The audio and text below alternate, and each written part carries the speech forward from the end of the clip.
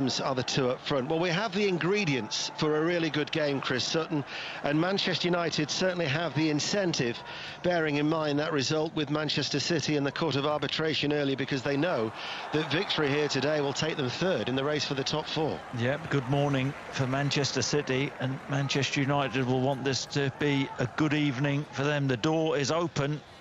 Can they stroll through it? And they've been in such good form, haven't they, as a team, full of confidence, in a really good place. See, Ole Gunnar Solskjaer's programme notes, we're a decent team with an awful lot of ability and character. You can't argue with that. He was also full of praise for David De Gea. It's his 400th appearance for the club tonight, and in the programme notes, Peter Schmeichel did a lengthy interview where he was praising the mentality of David De Gea, saying that it's incredible. As now we will have a minute's silence in memory of the great Jack Charlton, as the Manchester United players line up to the left of the centre circle and the Southampton players to the right.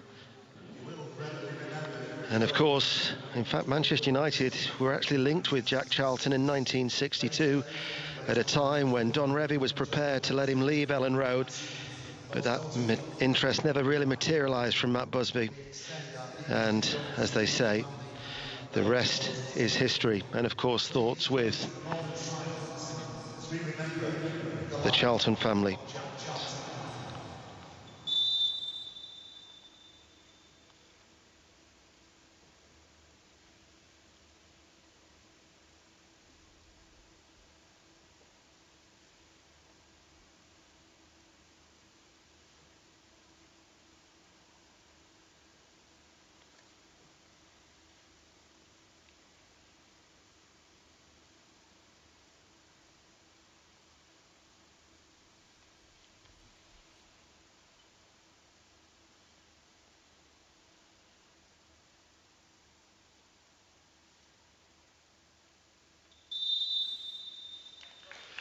There's a great clip that was used in the montage when they were paying tribute to Jack Charlton, and I think it was from the Sports Personality of the Year, when he was paying his younger brother Bobby a glowing praise, and Bobby was there with his head bowed. And during that minute's silence, I was looking, as we sit behind the director's box here at Old Trafford, to the United section on the left-hand side, and just thinking where normally maybe Sir Bobby would sometimes sit here at Old Trafford. And that was, there have been lovely tributes paid.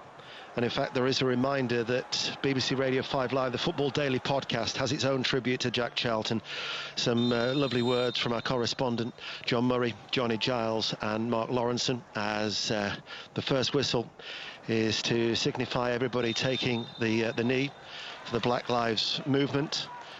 And certainly after the depressing racial abuse that two players have received in recent days, important that that message continues to be rammed home, as in the second whistle from our referee Chris Kavanagh gets this game underway. So Southampton are playing from right to left as we look. They're attacking the Stretford end on what is a bright evening here in Manchester. Still a little bit of blue sky up above, weak sunshine, and this Manchester United side looking to try and leapfrog both Leicester and Chelsea for the top four.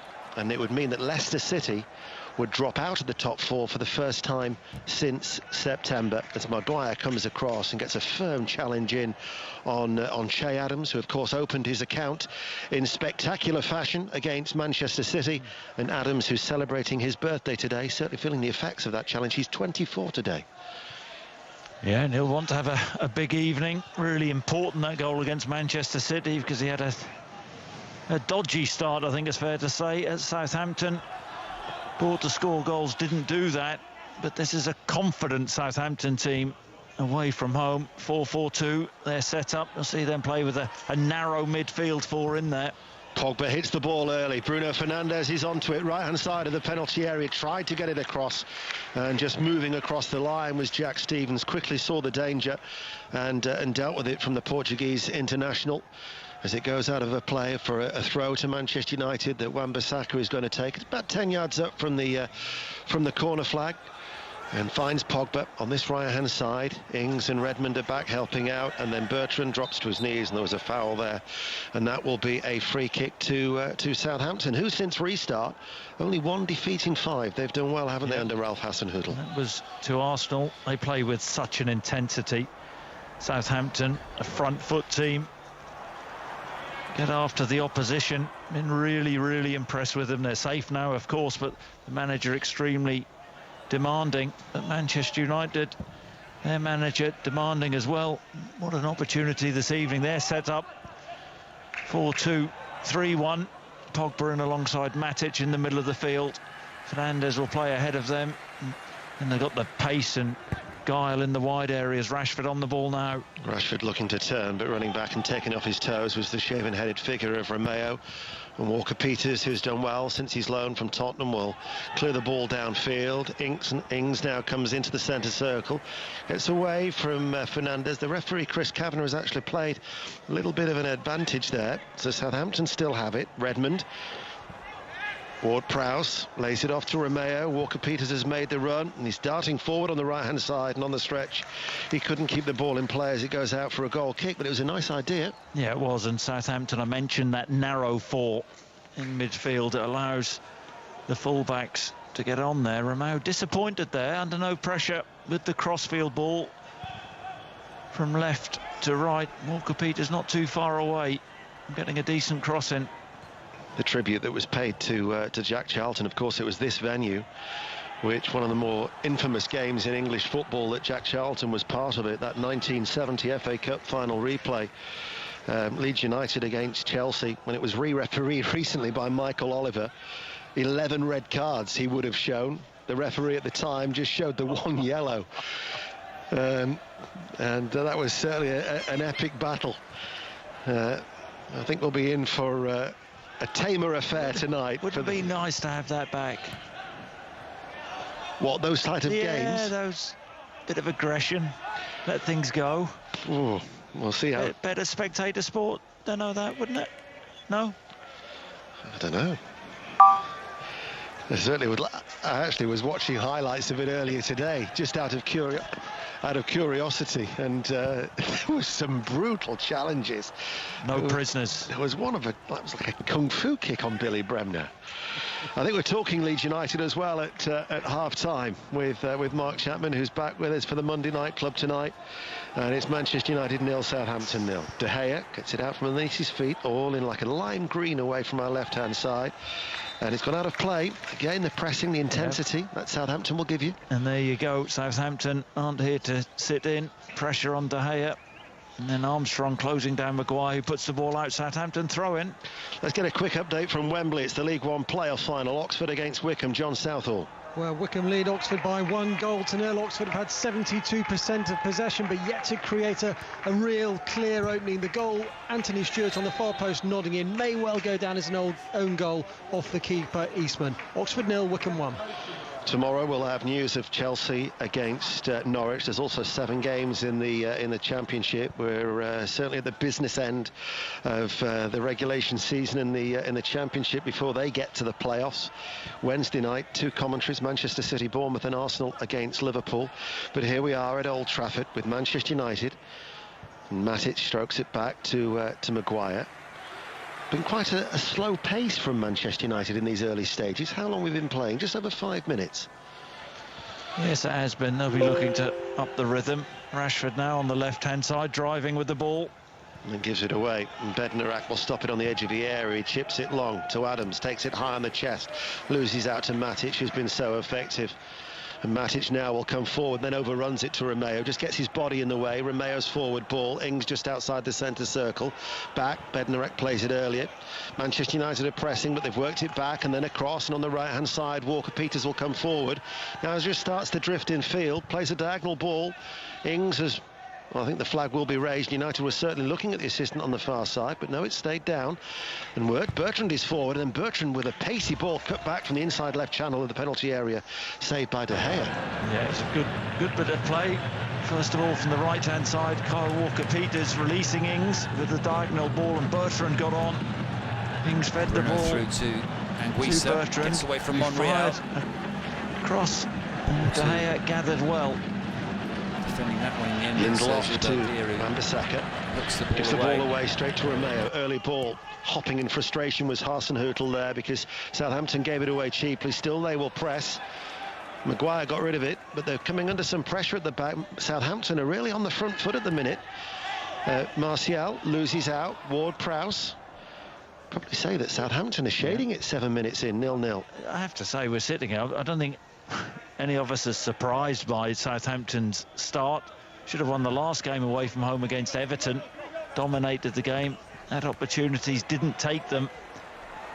Such an oddity, isn't it, to see them so good away from home, and yet their home form has been dreadful. I think only Norwich have a worst home record.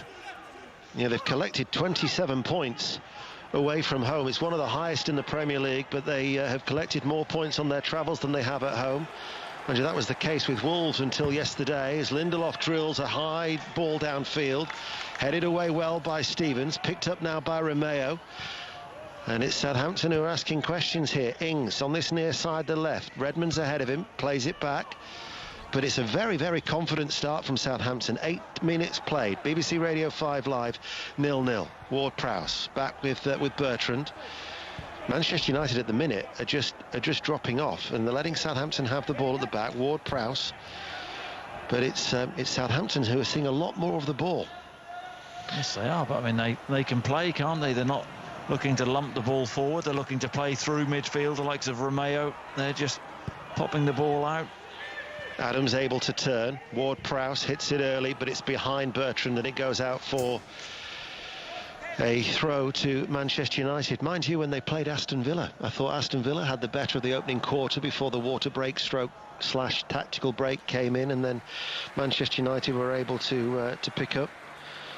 But Aston Villa had started quite well in that particular game when they met recently against Manchester United at Villa Park. It's still 0-0. It's 5 Live. But Southampton are seeing a lot of the ball. Here is Armstrong, challenged by Matic, fouled by Matic. Free kick to Southampton, a few yards forward of the centre circle in the central area of the Manchester United half. Yeah, they're winning battles all over the pitch. Southampton. United haven't got started. Southampton with a greater intensity, greater urgency. Here is Ward-Prowse. Bednarek on the halfway line. Ward-Prowse, mistake by Ward-Prowse. He lets in Martial. That could be costly. Martial into the penalty area. Very good save by McCarthy. Strong left arm, because one-on-one, McCarthy has saved the blushes there of Ward-Prowse. I tell you what, we said that Southampton would try and play, and Ward-Prowse with the error. You fancy Martial has been in good goal-scoring form this season. 1v1. And McCarthy stands big, but Martial could have gone round the keeper. McCarthy stood up really, really well. Martial tries to side foot the ball past him. On his near post, he lifts it, and McCarthy, big left hand. It was a strong left hand as well, wasn't it, from McCarthy, in a garish pink goalkeeping outfit away towards our right-hand side. Mind you, he was in good form when they played Manchester City.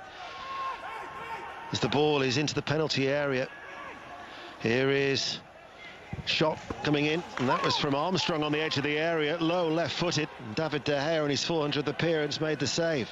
Yeah, nice first touch. Takes it really well out of the air, Stuart Armstrong. As the ball looped up, right foot onto his left foot and drilled a shot.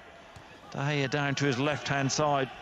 Really coming to the fore, he is, Stuart Armstrong. I was going to say, he's a player I'm sure you'll have seen a lot of from your Celtic time, watching Celtic. Yeah, and can play a number of positions.